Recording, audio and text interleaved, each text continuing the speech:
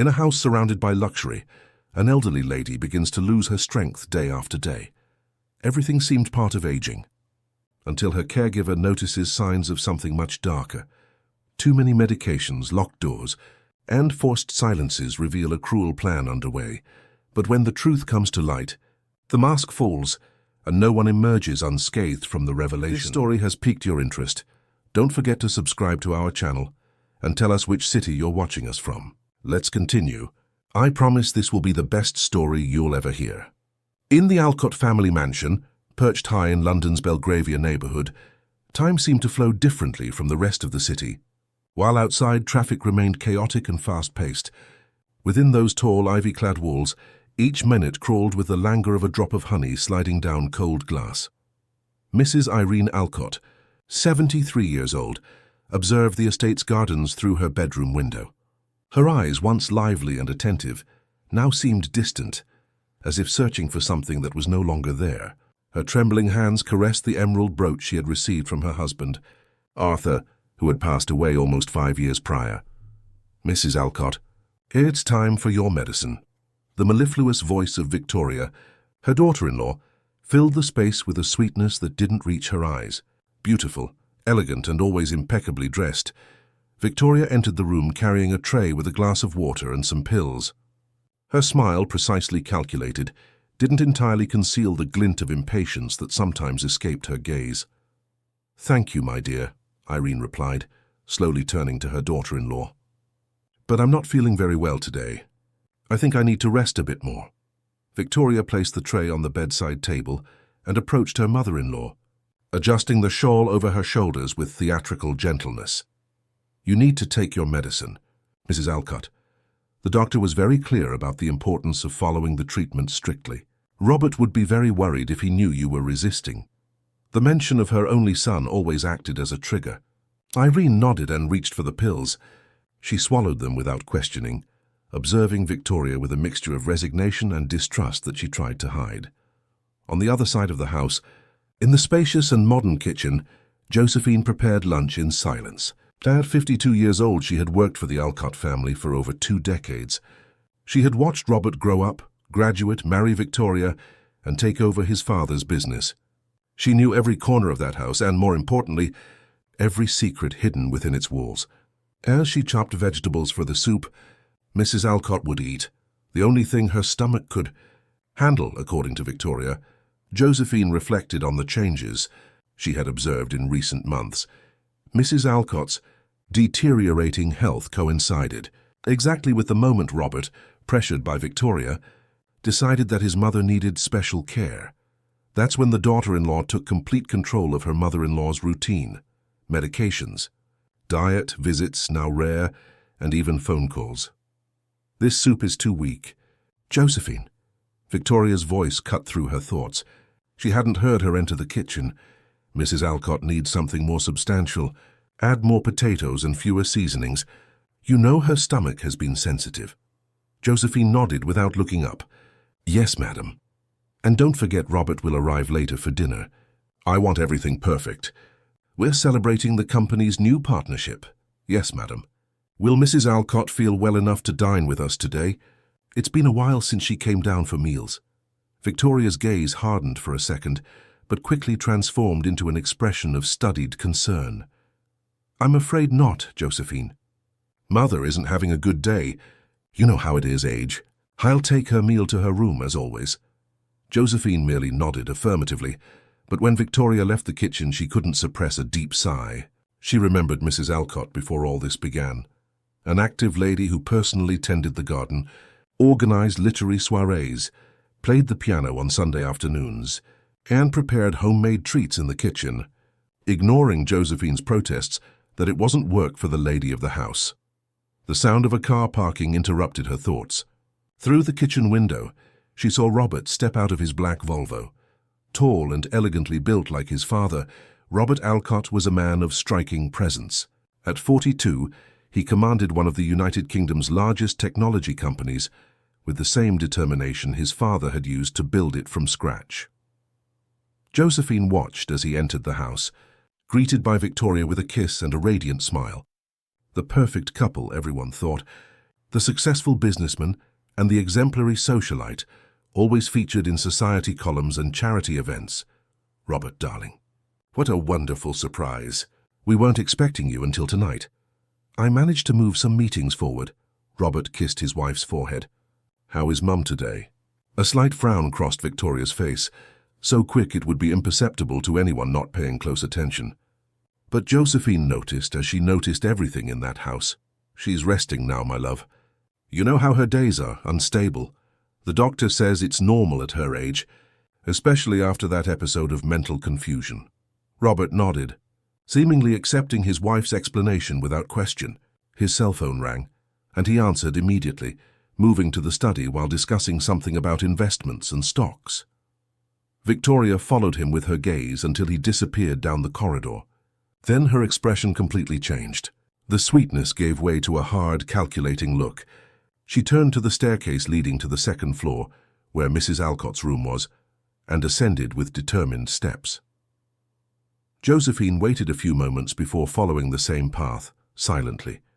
She stopped before the half-open door of the lady of the house's room, from where she could hear Victoria's voice, now stripped of any gentleness. I don't want to hear another word about this, understood? Robert doesn't have time for your stories. He trusts me to take care of you, and that's exactly what I'm doing. Josephine couldn't hear Mrs. Alcott's reply, if there was any. She quickly moved away when she realized Victoria was approaching the door. She descended the stairs with a pounding heart, trying to organize her thoughts. There was something profoundly wrong in that house, something that went beyond the carefully maintained appearances. Back in the kitchen, Josephine finished preparing the soup, now with a knot in her throat. Through the window, she observed the cherry plum tree in the garden, Mrs. Alcott's favorite, which was slowly losing its vigor just like its owner. The leaves yellowed and fell while the fruits, once abundant, were now rare and small. Any problem with lunch, Josephine? Robert's voice startled her. He was standing at the kitchen door, watching her with curiosity. No, sir. No problem, just pensive. About? Josephine hesitated. Years of loyalty were at stake, years of silence and discretion. But there was also Mrs. Alcott, visibly wasting away while everyone seemed to accept it as normal. About the cherry plum tree, sir. It's dying and no one seems to notice. Robert frowned, confused by the seemingly misplaced observation. He looked out the window at the tree and then back at Josephine. Call a gardener, then. Mum would be sad if we lost the tree. Yes, sir. I'll arrange it, Josephine replied, knowing it wasn't the tree she was talking about. Robert nodded and left, returning to his phone call. Josephine stood there, looking at the cherry plum tree through the window as a decision formed in her mind. Silence was no longer an option. The week passed with the same routine meticulously orchestrated by Victoria. Robert left early for the company, returning only at night when he dined quickly and locked himself in the study for a few more hours of work. His meetings with his mother were limited to quick visits to her room, always supervised by Victoria, who never left her side for an instant. On that Wednesday, however, something broke the established pattern. Mrs. Alcott had had a restless night, according to Victoria. Robert was informed during breakfast that his mother had needed a stronger sedative to finally fall asleep. I'm worried. Darling, Victoria said, placing her hand delicately over Robert's. Your mother is becoming increasingly confused. Last night, she started saying nonsensical things about food, about being trapped. She even accused me of hiding the phone so she couldn't talk to anyone. Robert frowned, clearly disturbed. Perhaps we should call Dr. Paul Miller for a visit. I already called him this morning, Victoria replied promptly. He said it's normal at her age, especially considering the developing senile dementia. He recommended increasing the anxiolytic dosage. Josephine, who was serving coffee at that moment, couldn't suppress a slight start at hearing that. Senile dementia? Since when did Mrs. Alcott suffer from senile dementia? The lady of the house had always had a mind as sharp as a razor, even after her husband's passing. It was true that in recent weeks she seemed more confused, but that had coincided exactly with the change in her medication, prescribed by the new doctor Victoria had hired. Is everything all right, Josephine? Victoria asked in a tone that sounded more like a warning than concern. Yes, madam. My apologies. I just remembered I need to check the tea stock. Mrs. Alcott always liked chamomile tea with honey before bed.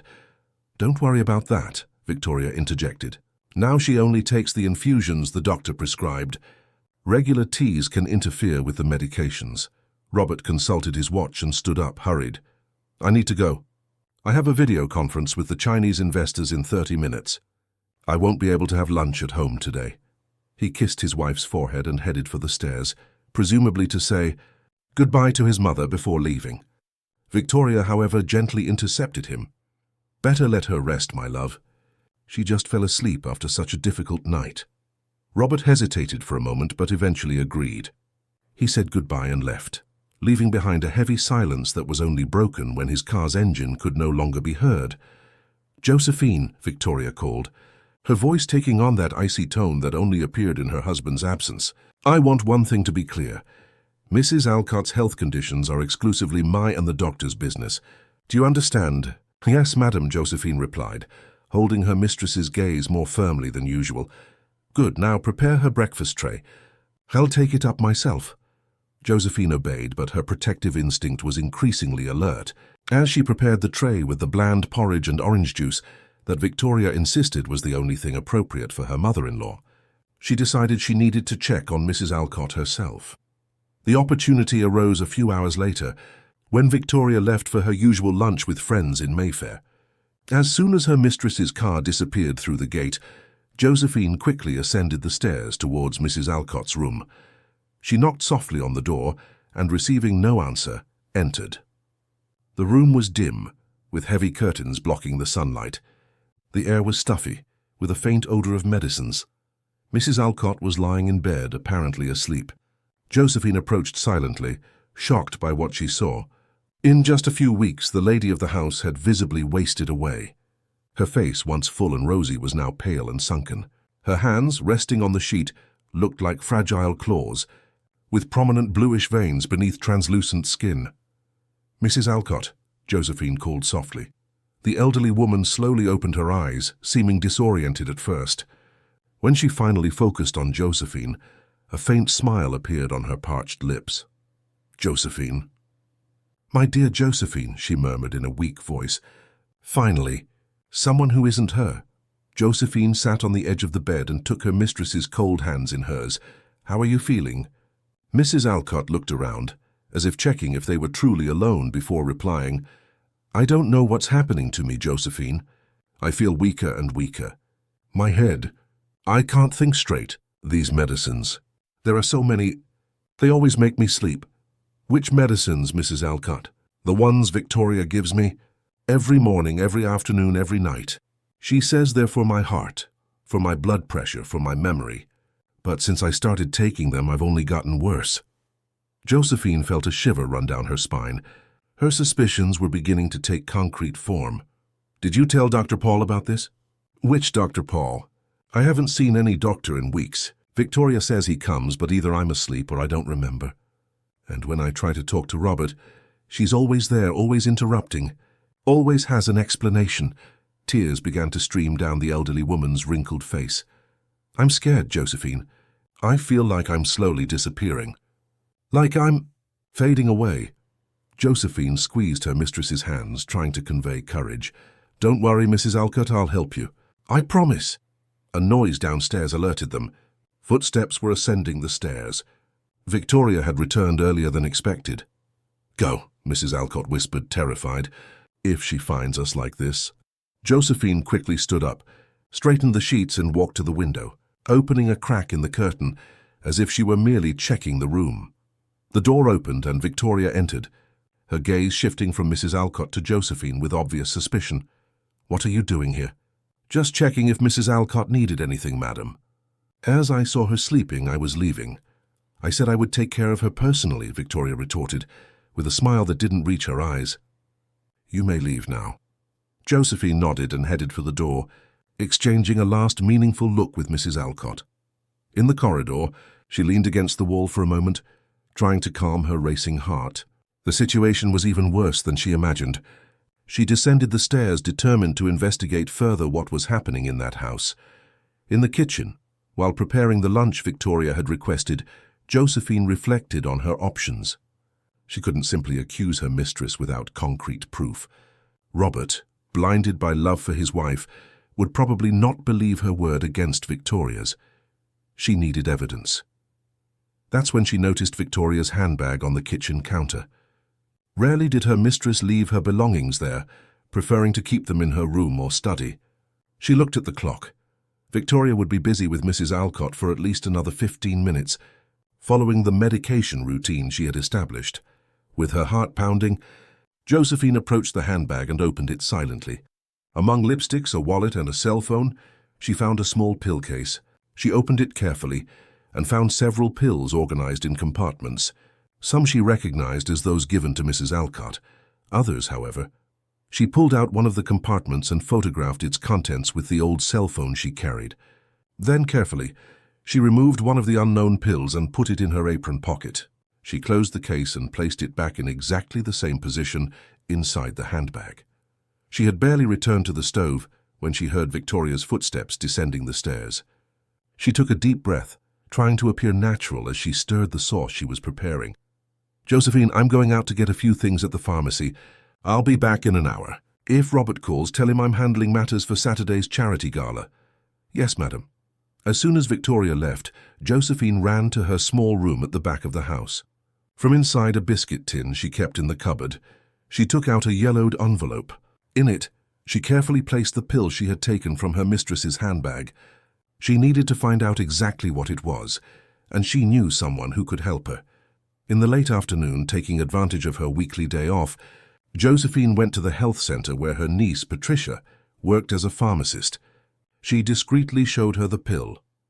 "Aunt, this is a potent sedative," Patricia explained after analyzing it, "normally prescribed for severe cases of insomnia or for psychiatric patients. In the elderly, it can cause mental confusion, weakness, loss of appetite." "Who is taking this?" Josephine felt her blood run cold. Her suspicions were confirmed. "A friend," she replied evasively. "Patricia, if someone takes this medicine unnecessarily in high doses and for a long time, what can happen?" Her niece's gaze became serious.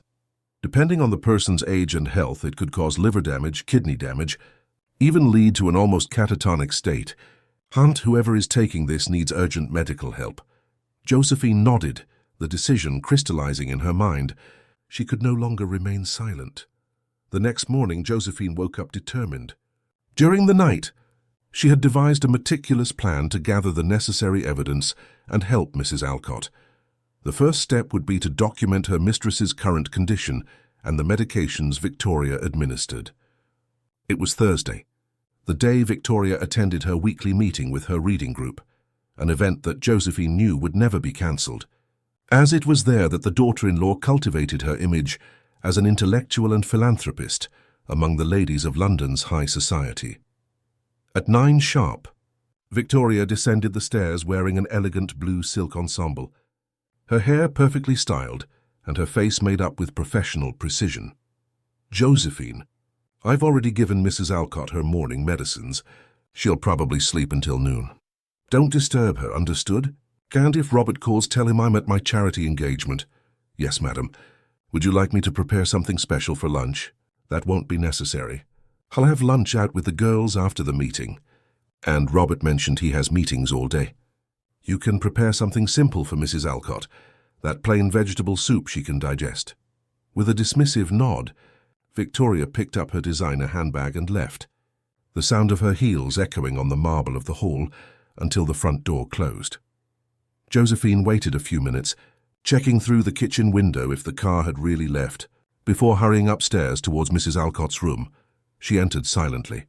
As expected, the elderly woman was sleeping soundly. On the bedside table, several medicine bottles were lined up with handwritten labels. Josephine photographed each of them with her cell phone, including the leaflets she found in the drawer. Then she carefully opened the bathroom cabinet, discovering more medications hidden behind toiletries. She photographed everything. Returning to the room, she observed the elderly woman with concern. Her breathing was shallow, her face as pale as wax. On her exposed arms over the quilt, small purplish bruises evidenced the fragility of her blood vessels, a clear sign of malnutrition. "Mrs. Alcott," she called softly, touching her shoulder. The elderly woman didn't respond immediately. It took several attempts until her eyes opened, unfocused and confused. "Josephine, is that you?" "Yes, madam. How are you feeling today?" Mrs. Alcott tried to sit up but didn't have the strength. Josephine helped her, arranging pillows behind her back. "I'm dizzy, always dizzy. And hungry, Josephine. So hungry. Haven't you been eating properly?" Victoria says, "My stomach can't handle normal food anymore. Only liquids, thin soups. But I'm so hungry." Josephine felt a wave of indignation. It wasn't just the improper medication. Victoria was practically starving her mother-in-law. "I'll bring you something to eat right now." "No!" Victoria will be furious. She always knows, always finds out. She left for her reading group and won't be back until the afternoon. "Don't worry." Josephine quickly went down to the kitchen. She prepared a light omelette with white cheese, a few slices of toasted whole wheat bread, and a glass of banana and oat smoothie. She placed everything on a tray along with a small arrangement of flowers picked from the garden, the same ones Mrs. Alcott had cultivated for so many years. When she returned to the room, she found the elderly woman more awake, as if the simple promise of a proper meal had revitalized her spirit. "I brought some light but nutritious things. Let's start slowly for your stomach to get used to it." Mrs. Alcott ate with surprising appetite for someone supposedly unable to digest solid food. With each forkful, she seemed to regain some of her lost vitality. Her eyes gained a sparkle long absent. "Josephine, you can't imagine how long it's been since I ate something like this. So simple, but so good." While her mistress ate, Josephine took the opportunity to question her carefully. "Mrs. Alcott, do you remember when you started feeling this way? So weak, so confused?" The elderly woman frowned, making a visible effort to organize her thoughts. It was after Robert traveled for that conference in New York, remember? About 3 months ago, Victoria said I had, what did she call it? An episode. She said I fell, that I became confused, that I needed special care. But Josephine, I don't remember falling. And that's when Dr. Paul started coming more often? Dr. Paul? Mrs. Alcott seemed confused. "I haven't seen Dr. Paul in a long time. It's always a different doctor, young, never the same. And they only talk to Victoria, never to me. As if I no longer existed." Josephine felt a chill. The story was becoming increasingly sinister. "And your jewelry, Mrs. Alcott? And your documents? Do you know where they are?" The elderly woman's expression became alarmed. "My jewelry?" Victoria said she put it in the safe. "For security. My documents too. My cell phone disappeared. And the room phone was disconnected because calls made me agitated." Tears began to roll down her wrinkled cheeks. "Josephine, sometimes I think I really am going crazy. Other times I'm sure I'm not, that she's doing this to me. But why? Why would Victoria do this?" Josephine held her mistress's trembling hands. "I don't know, Mrs. Alcott, but I will find out, and I will get you out of this situation. I promise." She helped the elderly woman finish her meal, and then accompanied her to the bathroom, where she helped her with a refreshing bath. She brushed her grey hair and dressed her in clean, comfortable clothes, instead of the worn nightgown Victoria insisted she wear day and night. "I'll change your sheets too. And open these windows. You need fresh air and sunlight." While changing the bedding, Josephine found a small notebook between the mattress and the bed frame. She looked questioningly at Mrs. Alcott. "My diary," the elderly woman explained in a low voice. "I started writing it when I realized something was wrong, so I wouldn't forget. To make sure I wasn't imagining things, I hide it so Victoria won't find it." Josephine leafed through the notebook, her heart aching as she read Mrs. Alcott's increasingly confused and desperate entries. They accurately documented the deterioration of her health, coinciding exactly with Victoria's increased control over her life. "May I keep this for a while, Mrs. Alcott?" "I promise to return it," the elderly woman nodded. "But be careful, Josephine. Victoria is dangerous, more than Robert imagines. Don't worry. I'll be discreet." She helped Mrs. Alcott settle into an armchair near the window, now open to let in the fragrant garden breeze. The elderly woman seemed like a different person, more alert, more present. "I'll go downstairs to take care of lunch and other tasks, so as not to raise suspicions. I'll be back later with another snack before Victoria returns." Mrs. Alcott held her arm with surprising strength. "Josephine, There's something you need to know. Something I discovered by chance overhearing Victoria's phone conversation. What was it, Mrs. Alcott? Arthur's will. My husband. He left everything to Robert, but with one condition. As long as I am alive, primary control of the companies and assets remains with me. Robert only takes full control after my... You know? Josephine felt her blood run cold in her veins. Are you sure about this? Absolutely. Arthur was always very clear about it. He trusted Robert, but he wanted me to always be supported and have decision-making power.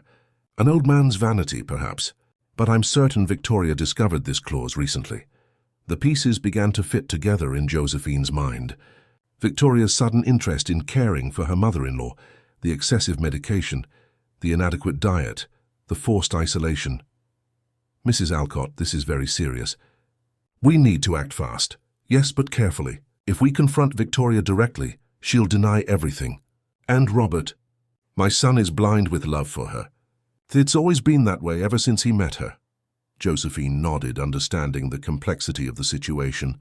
I'll think of something. For now, let's keep this between us. Continue writing in your diary whenever possible. She left Mrs. Alcott resting in the armchair and went downstairs to continue her tasks. In the kitchen, while preparing the soup that was supposedly her mistress's only food, she mentally elaborated her next step. She needed to talk to Robert, but in a way that Victoria wouldn't suspect. And she needed more proof that even a husband's blind love couldn't ignore. The sound of the phone interrupted her thoughts. It was Robert, announcing that he would arrive earlier for dinner. Yes, sir. I'll prepare everything. Mrs. Victoria left, but she should be back soon. How is my mother today, Josephine? The question, laden with genuine concern, gave Josephine an idea. She's resting, sir. Perhaps you'd like to spend some time with her when you arrive. I think she would be very happy. There was a brief pause. Yes, I'll do that. Thank you for reminding me, Josephine. As she hung up, Josephine allowed herself a small smile of hope. Perhaps, just perhaps, there was still time to save Mrs. Alcott from that terrible situation. She carefully put the diary away in her room and then busied herself with dinner preparations. As she worked, she couldn't stop thinking about what she had discovered. Victoria's ambition was even greater than she had imagined. She was not content to be the heir's wife. She wanted total, immediate control over the Alcott fortune, and for that, Mrs. Alcott needed to be declared incapacitated. Or worse. The thought of what could happen if she didn't act in time made Josephine tremble. Dinner that night promised to be different.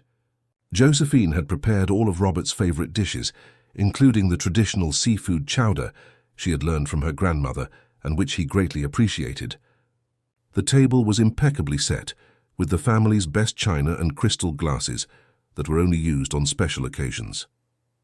Victoria arrived shortly after 6, carrying several shopping bags.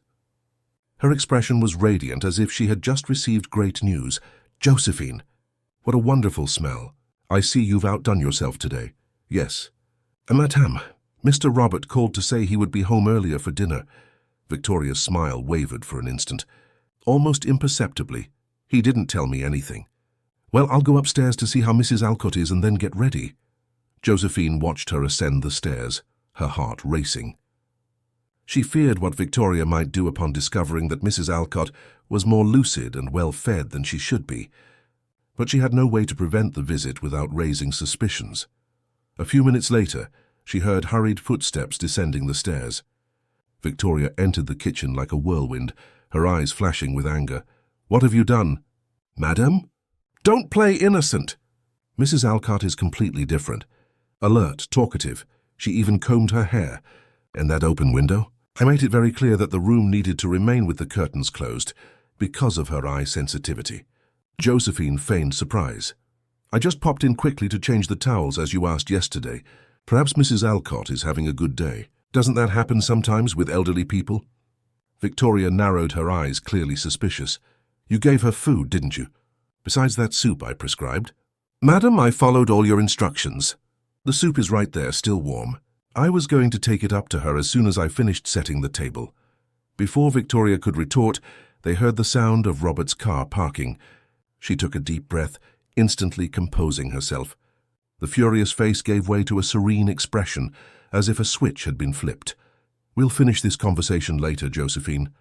Understood? Yes, madam. Victoria left to greet her husband, leaving behind a trembling but determined Josephine. The situation was becoming increasingly tense, and she knew she would need to act soon. Robert entered the house, embracing his wife affectionately. He looked tired but in good spirits. How was your day, darling? Wonderful. The reading group was so stimulating today. We're discussing Gabriel Garcia Marquez.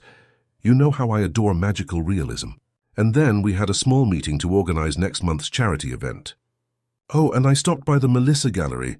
I couldn't resist those new designs. Josephine, observing discreetly from the kitchen door, noticed how Victoria completely dominated the conversation, leaving no room for Robert to ask any questions about his mother. "Oh, that sounds great, Vic, but I'm exhausted. I think I'll go upstairs to see Mum before dinner."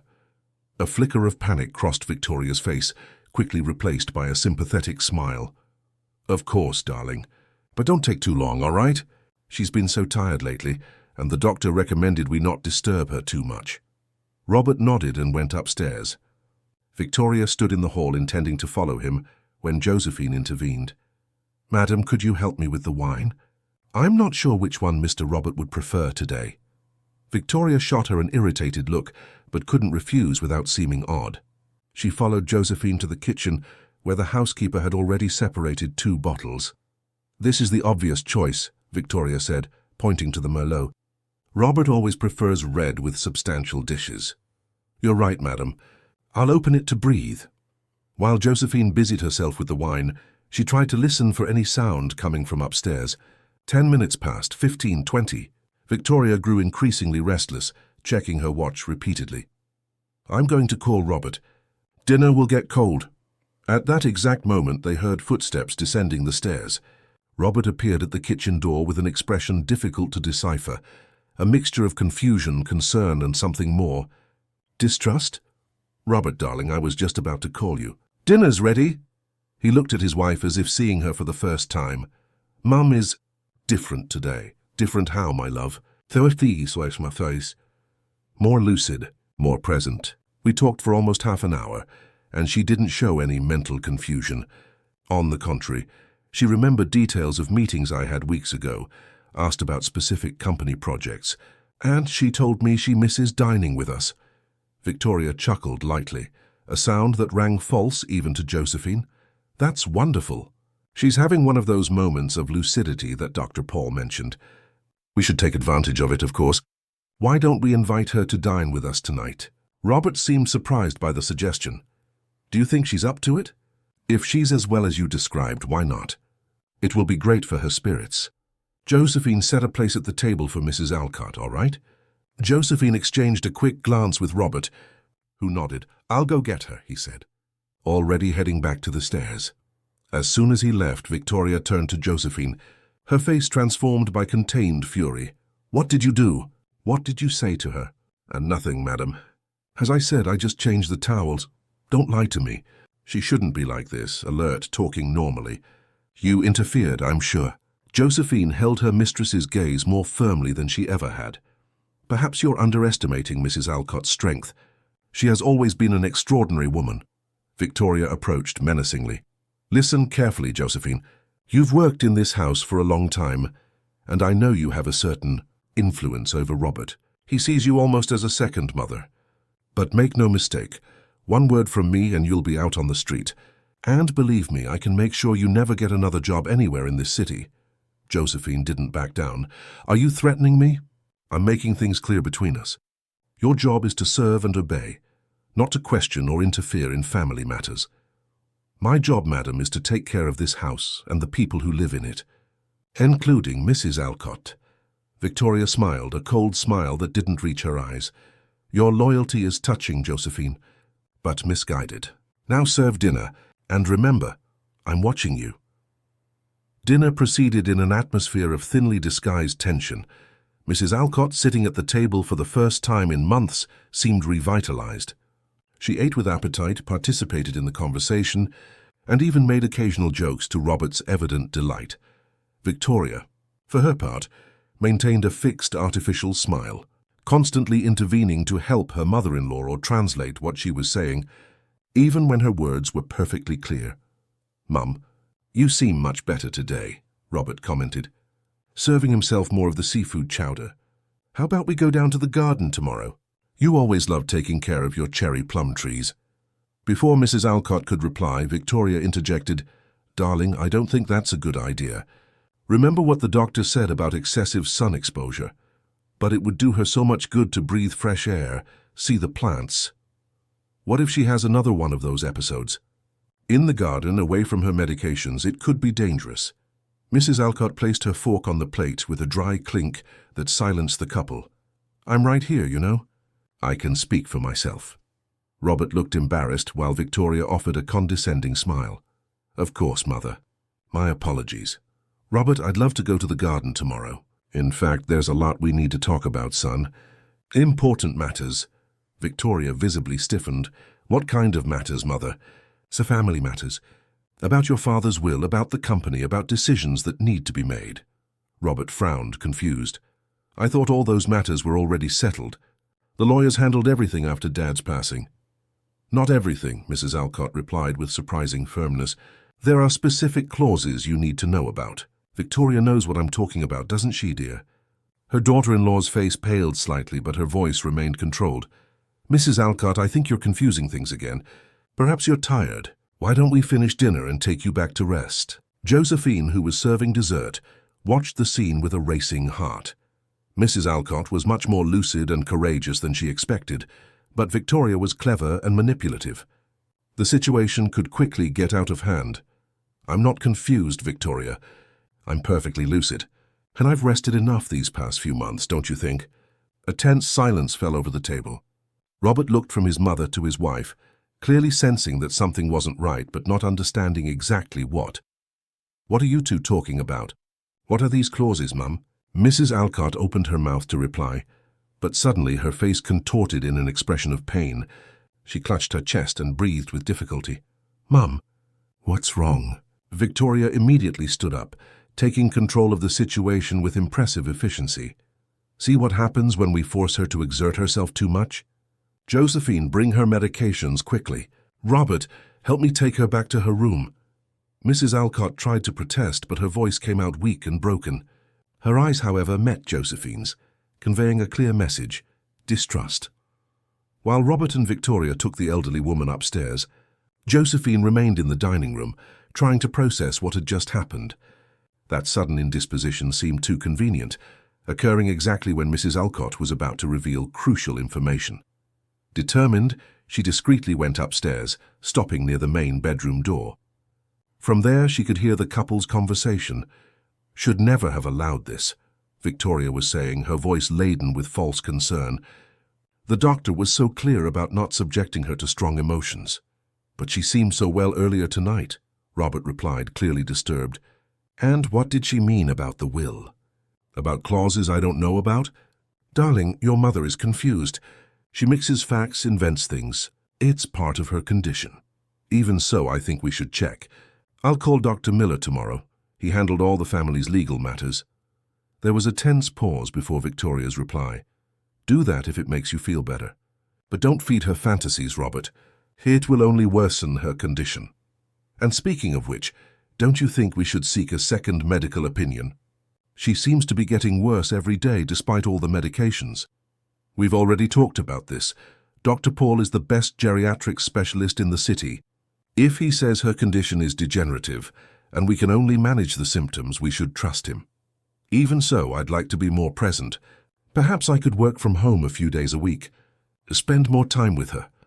Josephine could imagine the panic this suggestion caused Victoria, although her voice remained controlled. "That's a lovely idea, my love. But you know how your mother gets agitated with changes in routine. And the company needs you now, especially with that merger underway. You're right, as always." Josephine moved away silently, her heart heavy. Victoria was a skilled manipulator, using Robert's love and trust against both him and Mrs. Alcott. But something had changed that night. Robert had seen his mother lucid, present, questioning. No seed of doubt had been planted, and Josephine would do everything to make it germinate. The next morning dawned grey in London, with a fine, persistent rain blurring the windows of the Alcott mansion. Josephine woke early, restless after a night of troubled sleep. The events of the previous dinner still reverberated in her mind, especially Mrs. Alcott's sudden illness, exactly when she was about to reveal important information. She rose, determined to act. She could no longer merely observe and gather evidence. The situation was becoming critical. She needed to speak with Robert as soon as possible, preferably away from Victoria's attentive ears. In the kitchen, she was preparing breakfast when she heard footsteps descending the stairs. It was Robert, already dressed for work but with deep dark circles under his eyes that betrayed a sleepless night. "Good morning, Josephine. Strong coffee today, please." "Good morning, sir. Didn't you sleep well?" Robert sighed, running a hand through his already graying temples. "I was worried about Mum. That episode yesterday." He paused, as if carefully choosing his words. She seemed so well during dinner, and then suddenly, Josephine placed the cup of coffee in front of him, gathering courage for what she needed to say. "Mr. Robert, may I speak with you? In private?" He looked up, surprised by her serious tone. "Of course, Josephine. Something wrong?" "It's about Mrs. Alcott, sir, and about Mrs. Victoria." Robert frowned, suddenly alert. "What about them?" Josephine took a deep breath, knowing she was about to cross a line from which there would be no return. "Sir, I have worked in this house for over 20 years. I watched you grow up, marry, take over your father's business. I have always respected my place and never interfered in family matters. But now it's different. I fear for Mrs. Alcott's health, perhaps even her life." Robert straightened in his chair, his face a mask of concern and confusion. "What are you talking about, Josephine? Please be clear." "I believe Mrs. Victoria is harming your mother, sir, deliberately." A heavy silence fell over the kitchen. Robert seemed to have been struck by a physical blow. When he finally spoke, his voice was low and controlled. "That is a very serious accusation, Josephine. I hope you have substantial proof to support it." "I have been observing, sir, for months. The medicines Mrs. Victoria gives your mother, there are many in high doses. Her diet is unnecessarily restricted. She is kept isolated, without contact with friends or family. Her cell phone disappeared. The room phone was disconnected. The curtains are kept closed as if she needs to live in dimness." Robert shook his head as if trying to deny what he was hearing. "Victoria is following medical instructions, Josephine. Dr. Paul." "When was the last time you spoke personally with Dr. Paul, sir?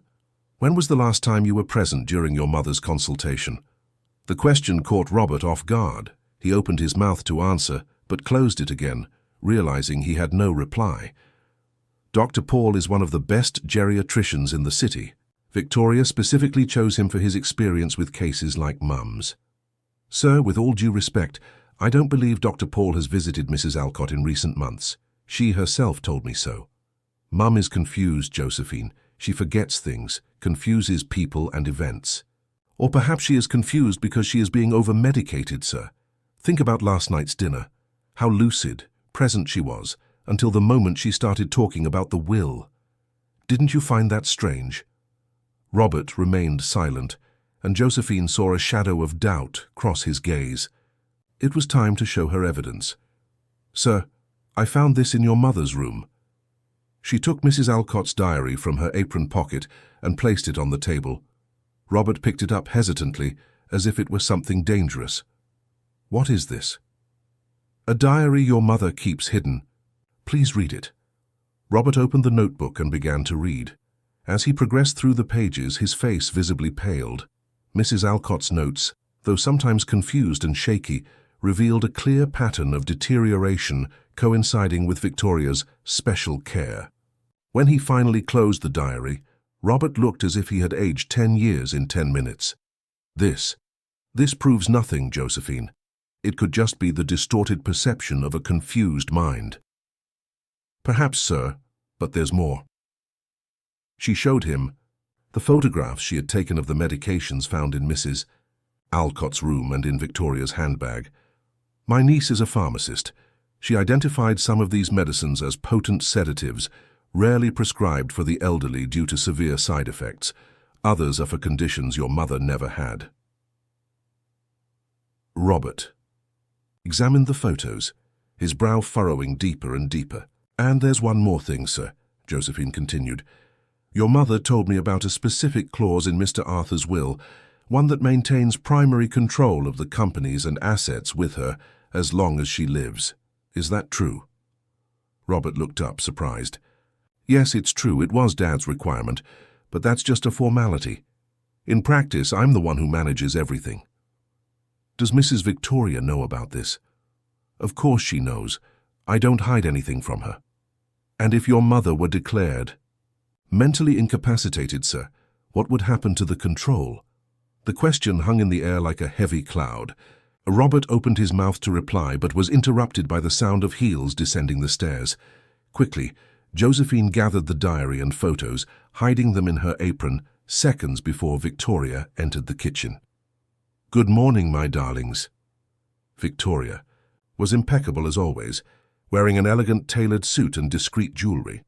She kissed Robert on the cheek and gave Josephine a smile that didn't reach her eyes. "Coffee, Josephine, please, and prepare a tray for Mrs. Alcott. Just tea and dry toast today. She had a difficult night after yesterday's episode." "How is she?" Robert asked, his voice tense. "Oh, darling, not very well. That dinner was too much for her. Dr. Paul always said we should avoid overstressing her. Speaking of which, he'll be visiting her this afternoon." "What a coincidence," Robert said slowly.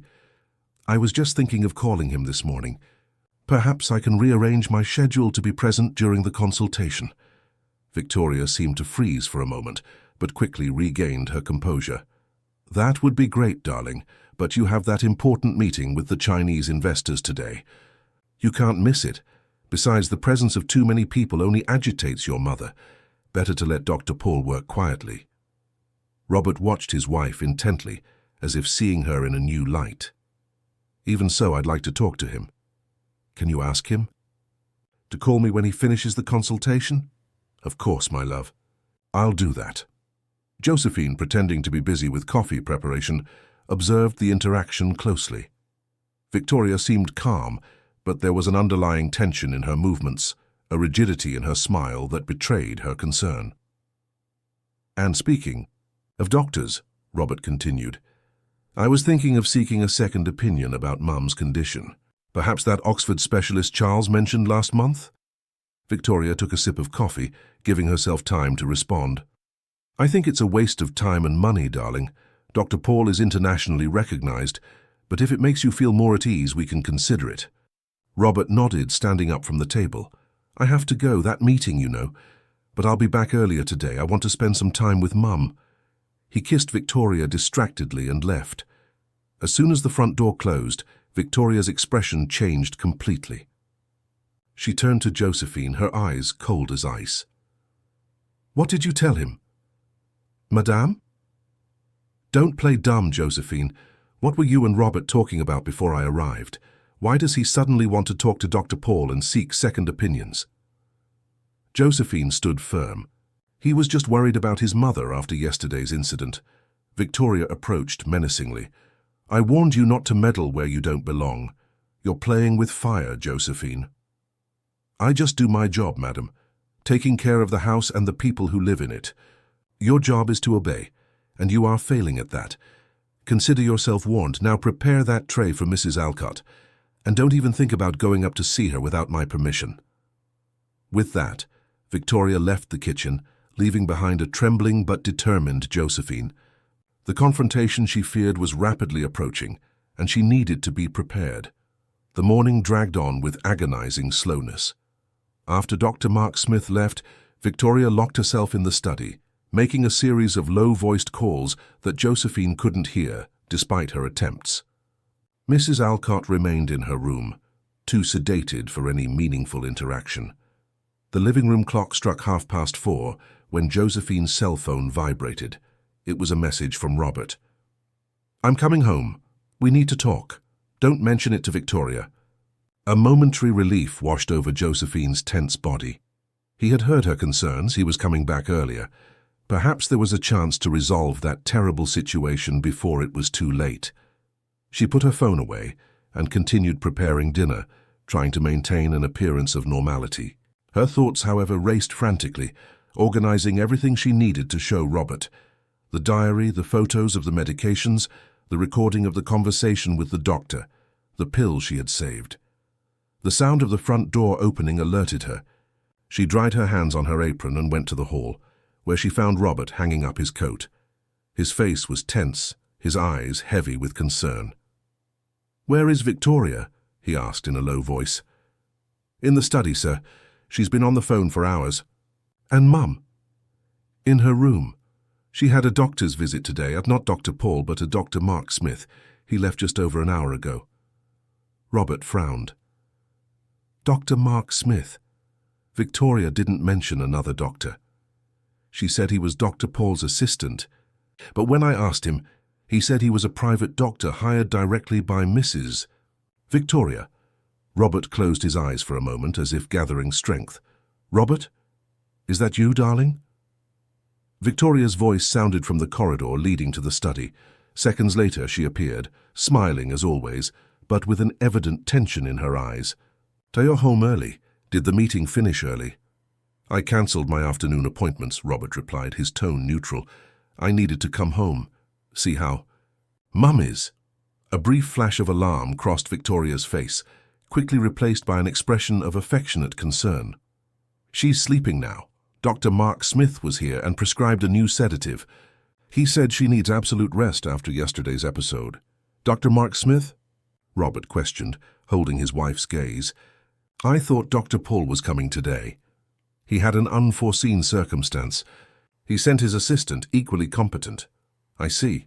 And this Dr. Mark Smith, does he work at Dr. Paul's clinic?"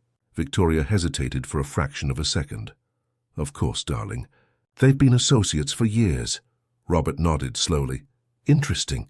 I called Dr. Paul's clinic today. Do you know what I found out? He's been in Portugal for 3 months, participating in a medical exchange program. His secretary was surprised when I mentioned he would be visiting my mother today." The silence that followed was dense, almost palpable.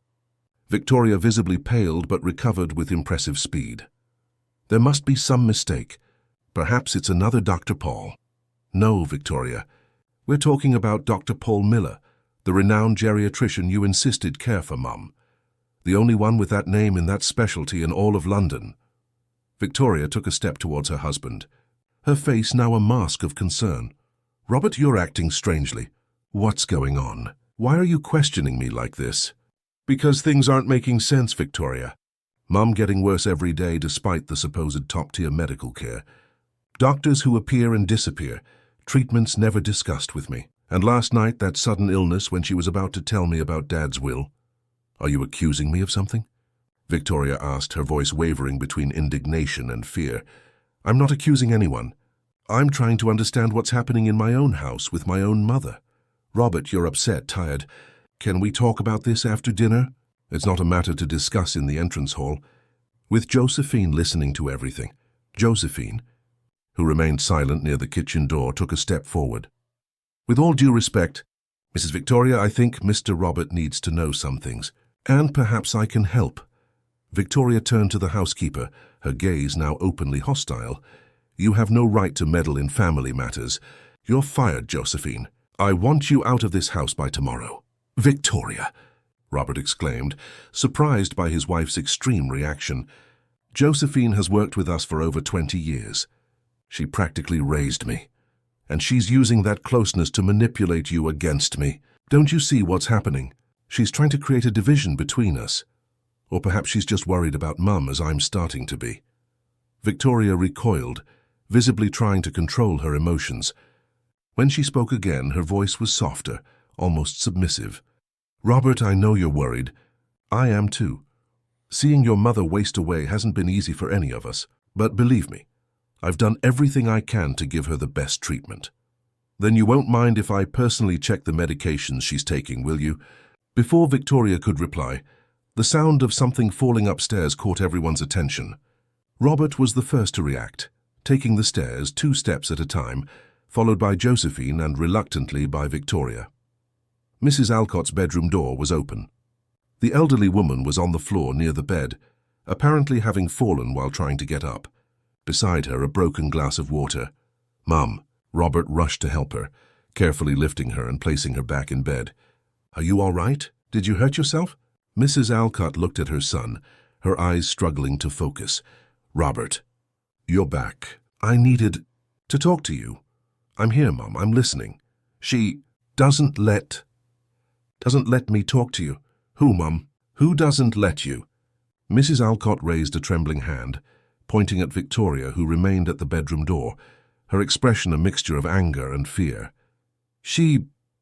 medicines. Make me sleep. Always sleep." "She's confused," Victoria quickly intervened. "That's part of her condition." "No, I'm not confused." Mrs. Alcott's voice gained strength. "She hides. The phone, locks the doors, doesn't let me eat, gives me medicines I don't need." Robert looked from his mother to his wife, his face a mask of shock and disbelief. "Is this true, Victoria?" "Of course not. How can you believe these accusations? She doesn't know what she's saying." "It's the dementia talking." "I don't have dementia," Mrs. Alcott insisted. "I have. The will. Your father left everything for me to control. As long as I live." "She found out. She's trying to get rid of me. Make me seem crazy." A heavy silence fell over the room. Robert slowly stood up, his gaze fixed on Victoria. "That's it, isn't it? The will, the control of the company. That's why you've kept Mum isolated, drugged, weakened. So she seems incapacitated, so you can take control through me." "This is ridiculous," Victoria exclaimed, but her voice betrayed her nervousness. "Are you listening to yourself? I'm your wife. I love you. I love this family. Perhaps you love money and power more," Robert replied, his voice filled with cold anger. "I want to see all the medications Mum is taking now." Victoria hesitated, clearly calculating her options. Finally, she went to the bedside table and opened the drawer, taking out several bottles. "Here, all prescribed by Dr. Paul, or rather by the qualified doctors who are treating her." Robert examined the bottles one by one, his face growing paler and paler. "This is madness. Half of these medications shouldn't be given to the elderly. Some are contradictory to each other, and the dosages are far above the recommended. I just follow medical instructions, Robert. I'm not a specialist." "Sir," Josephine intervened, "I have something to show you." She took the recorder from her pocket. "I recorded today's consultation. The doctor himself questions the medication." She played the recording, where Dr. Mark Smith was clearly heard expressing concern about the treatment and Mrs. Alcott pleading to see her son. When the recording ended, Robert looked devastated. He looked at Victoria as if seeing her for the first time. "How could you? How could you do this to an elderly lady? To my mother?" Victoria, realizing her charade was crumbling, completely changed her approach. Her face, previously a mask of concern, now displayed a calculating coldness. "You don't understand, do you? It's always been like this. Mum this, Mum that. She controlling everything, deciding everything even after we got married. And that ridiculous will. What man leaves his wife in control of a business empire instead of his own son? I merely accelerated the inevitable.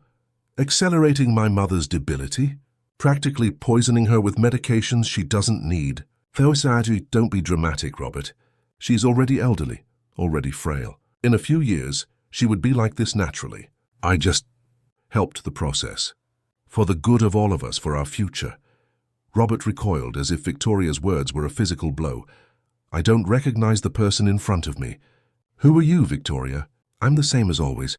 The woman who does what's necessary to protect her interests, our interests. While you're busy with meetings and business trips, I take care of what really matters, our assets, our future." "By stepping over others? Harming a defenseless old lady? Don't be naive. In the business world, you eliminate obstacles daily. This is no different. It's completely different. We're talking about my mother. Your mother, who never really accepted me, who always looked at me as if I wasn't worthy of you or the Alcott name, who refused to include me in company decisions, even though I'm your wife." The revelation of Victoria's true character left everyone in shock. It was as if a mask had fallen, revealing the real face behind the perfect facade she had maintained for so many years. Mrs. Alcott, who watched the scene with increasingly lucid eyes, spoke with surprising clarity.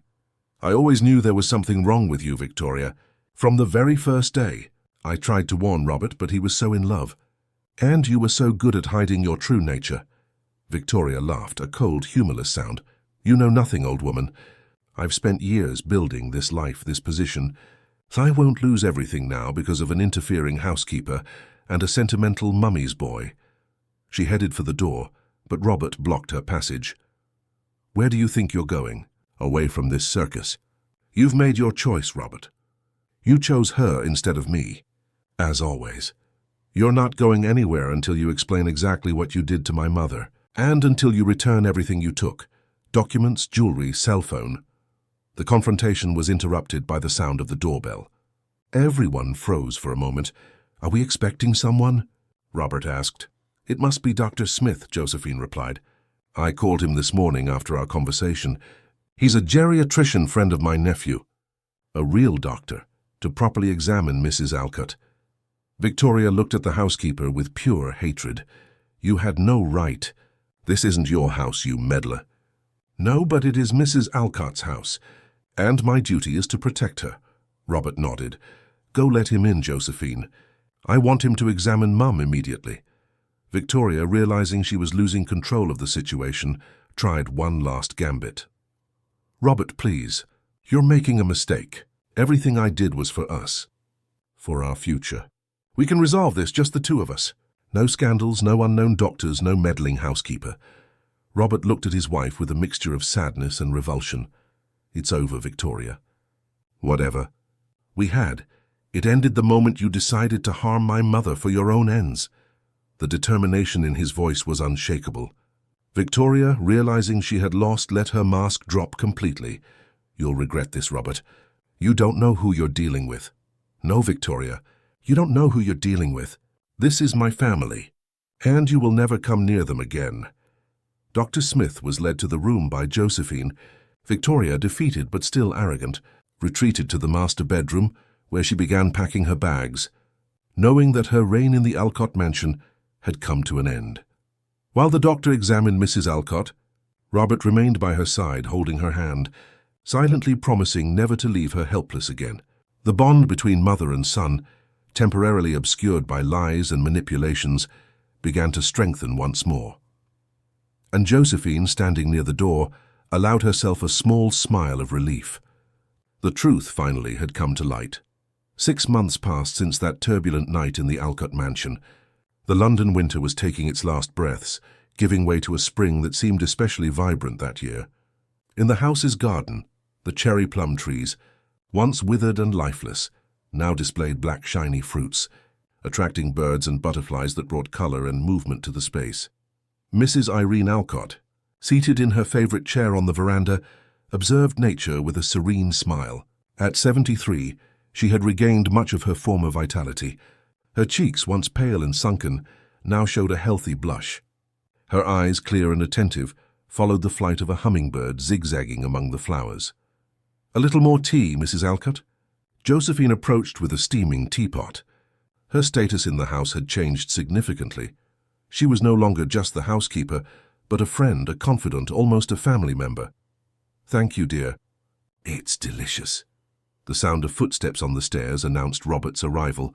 In recent months, he had completely reorganized his professional life, reducing travel and hours in the office to spend more time at home. The changes went beyond routine. There was a new depth in his gaze, a hard-won wisdom. "Good morning, Mum. Did you sleep well?" He kissed her on the cheek and sat beside her, serving himself a cup of tea as well. "Like an angel, my son. Those yoga classes Cecilia recommended are doing wonders for my sleep." Cecilia was Mrs. Alcott's new doctor, a respected and attentive geriatrician who had taken over her care after the traumatic events with Victoria. Under her guidance, the elderly woman had been slowly demedicated, returning to a healthy regime that favored natural measures to control blood pressure and the occasional aches of age. "Excellent. And remember, we have that lunch today, with the foundation staff." The Arthur Alcott Foundation had been recently created using part of the company's resources to support vulnerable elderly people. The idea had emerged during Mrs. Alcott's recovery, when she realized that many did not have the same fortune of counting on a devoted son and a loyal housekeeper to save them from abuse. "I haven't forgotten. I've already set aside that blue outfit you gave me for my birthday." Josephine smiled, happy to see the harmony between mother and son. After the trauma they had experienced, both had grown closer in a way that seemed impossible before. Robert, in particular, had painfully learned to value what truly mattered. "And the lawyer, did he call?" Mrs. Alcott asked, her voice taking on a more serious tone. Robert nodded. "The divorce papers are finalized. Victoria signed everything, in exchange for that financial agreement we discussed." A momentary silence fell upon the group. Victoria had left the mansion that same night of the confrontation, taking only her clothes and personal belongings. In the following days, through lawyers, she demanded considerable financial compensation for not taking the case public. "It was for the best," Mrs. Alcott finally said. "Her scandal would only bring more pain to all of us." Robert agreed, although a crease of bitterness still appeared between his eyebrows whenever his ex-wife's name was mentioned. "I heard she's living in Portugal now," Josephine commented as she collected the empty cups. "My niece saw her in one of those celebrity magazines at some fashion event in Lisbon." "I hope she's well," Mrs. Alcott said, surprising them both with her generosity. "Glad that she has learned something from all this. Mum, after everything she did, how can you wish her well?" The elderly woman smiled, the wisdom of her years reflected in her serene eyes. "Resentment is a poison, son, and we've had enough poisons in this house." Robert hugged his mother, moved by her capacity to forgive. It was a lesson he still struggled to learn. Victoria's betrayal had left deep scars, not only from the personal humiliation, but mainly from the danger she had put Mrs. Alcott in. "Speaking of home," she continued, changing the subject, "have you decided what you're going to do with the Chelsea apartment?" Robert had bought a spacious apartment a few months ago, but had not yet decided to leave the mansion. "I still don't know, Mum. Maybe I'll rent it out for now. I don't feel comfortable leaving you here alone." "Alone?" "With Josephine, Armand the driver, Mrs. Mary, who comes 3 times a week, plus the security guards. I'm better attended than the Queen." Everyone laughed, and the tension of the previous moment dissipated. "Besides," Mrs. Alcott continued, "I have my activities. The reading group on Tuesdays, painting classes on Thursdays, swimming. I'm hardly ever home." It was true. After her recovery, Mrs. Alcott had resumed old hobbies and discovered new interests. The house, once silent and somber during Victoria's reign, now frequently welcomed friends, family, and even members of the gardening group the elderly woman had helped found in the neighborhood. "And don't forget the trip to Edinburgh next month," Josephine reminded her. Mrs. Clare has already called 3 times to confirm the details. Mrs. Clare, Irene's younger sister, had lived in Scotland for decades. The two had reconnected after the incident with Victoria, and now planned to spend 2 weeks together, reminiscing about their childhood and strengthening family ties. "See?" Mrs. Alcott said, turning to her son. "I'm too busy to need a babysitter. You need to live your life, son." Robert sighed, acknowledging the truth in his mother's words. "Perhaps you're right, but promise you'll call me if you need anything at any time." "I promise. Now go get ready for lunch. I want to arrive early to talk to that social worker. What's her name again? Denise? I have some ideas for the home care program." Robert smiled, admiring his mother's renewed energy and determination. He stood up and went into the house, not without exchanging a knowing look with Josephine. Both knew that Mrs. Alcott's recovery was almost a miracle built with appropriate care, genuine love, and time. "Josephine," Mrs. Alcott called when they were alone, "sit here with me for a bit." The housekeeper obeyed, settling into the chair Robert had just left. "I never properly thanked you for what you did for me." "There's nothing to thank for. Mrs. Alcott, I just did what any decent person would do." "No, Josephine. What you did required more than decency. It required courage. You risked your job, your safety, everything to protect me. That is priceless." Josephine lowered her eyes, moved by the recognition. "You've always been good to me ever since I came to this house 22 years ago. You took care of me when I had that pneumonia, paid for my niece's studies. It was the least I could do. Even so, I want you to know I will never forget, and to formalize my gratitude." Mrs. Alcott took an envelope from her cardigan pocket and handed it to Josephine. "What is this?" "Open it." With slightly trembling hands, Josephine opened the envelope and pulled out an official document. As she read, her eyes widened in surprise. "Mrs. Alcott, this is the deed to that house in Clapham in my name?" The elderly woman nodded, smiling. "That house belonged to my family for years. It was rented out, but the tenants recently left. I spoke with Robert, and we decided that no one deserves to have a home of their own more than you, Josephine." Tears welled up in the housekeeper's eyes. I don't know what to say. It's too much, Mrs. Alcott." "It's not too much. It's only fair. Besides, don't think you're getting rid of me so easily," the elderly woman joked. "I still need you here, but now as an officially registered employee with all rights and a proper salary. And on weekends you can enjoy your own home." Josephine couldn't hold back her tears. Years of dedication, of hard work, culminated in that moment of recognition she had never dreamed of receiving. "Thank you," was all she could say, holding Mrs. Alcott's wrinkled hands in hers. The moment was interrupted by Robert's return, already formally dressed for the charity lunch. "I see you delivered the gift," he commented, smiling at Josephine's emotion. "I did. And I think it was well received." "More than well received," Josephine confirmed, wiping away her tears. "I never imagined. I never dreamed. You deserve this and much more," Robert said, placing his hand on her shoulder. "You're not just an employee, Josephine. You're part of this family." The phone rang inside the house, and Josephine got up to answer it, still emotional. "Enjoy your new home," Mrs. Alcott said as she walked away. "But know that there will always be a place for you here too." Josephine nodded, too moved to reply, and entered the house. Mother and son were left alone on the veranda, contemplating the flowering garden and the laden cherry. "Plum tree, you really are well, aren't you, Mum?" Robert asked, studying her carefully. "Better than I've been in a long time, son. Sometimes we need to go through storms to appreciate the calm. I still blame myself for not realizing what was happening sooner, for trusting Victoria so blindly." "Don't torture yourself, Robert. Love can blind even the smartest people. The important thing is that when the truth came out, you made the right choice." He nodded, grateful for his mother's understanding. "And what about the company's control? Do you still want to maintain it as Dad determined?" Mrs. Alcott reflected for a moment. "Your father was a visionary man, but sometimes excessively controlling. Perhaps it's time to make some changes." She took another envelope from her pocket and handed it to her son. "What is this?" "A new legal arrangement prepared by Dr. Miller. It transfers full operational control of the companies to you, keeping with me only a consultative participation. I've already signed it. Now it's up to you." Robert examined the documents, surprised and moved. "Are you sure about this, Mum?" "It's a big responsibility." "Absolutely. You've proven in these last few months that you are more than capable of taking on this role. Besides, I have my own projects now. The foundation, the trips, the gardening group.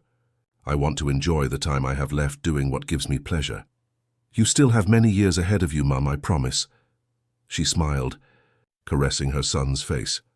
"No one can promise that, darling. But I can promise that however many years there are, they will be lived fully with purpose and joy." They hugged for a long time, the bond between them now stronger than ever, forged not only by blood but by the trials they had faced together. Josephine returned to the veranda.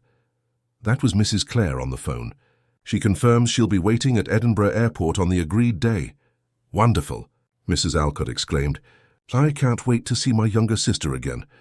Robert, you're coming with us, aren't you? At least for the first few days. Then I have an important meeting in Manchester that I can't postpone." "Great. It will be a good test for your new independence." "Mum." The three laughed, complicit in this new phase that was beginning for everyone. Mrs. Alcott rose from her chair unaided, an unthinkable feat 6 months prior, and admired the garden one last time before going inside to get ready for lunch. "You know something?" she commented, standing at the door. "I think Arthur would be proud. Of all of us." Robert and Josephine exchanged an emotional look. Both knew that the journey had not been easy, that there had been moments of despair and uncertainty.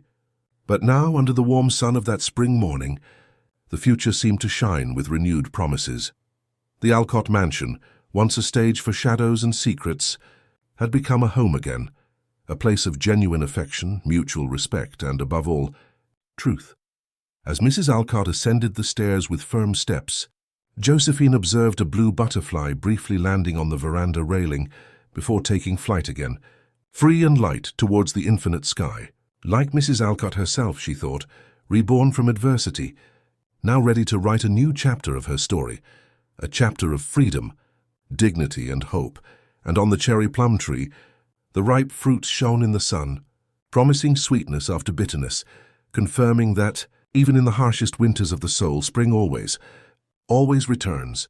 End of story.